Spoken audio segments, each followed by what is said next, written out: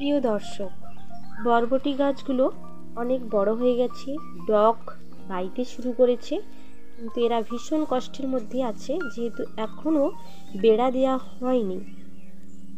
খুব তাড়াতাড়ি বেড়া দেওয়া দরকার। সেই কারণে আমাদের টিমে নান্টু ভাই এবং কাকু মিলে বাঁশ নদীধার থেকে বয়ে নিয়ে যাচ্ছে।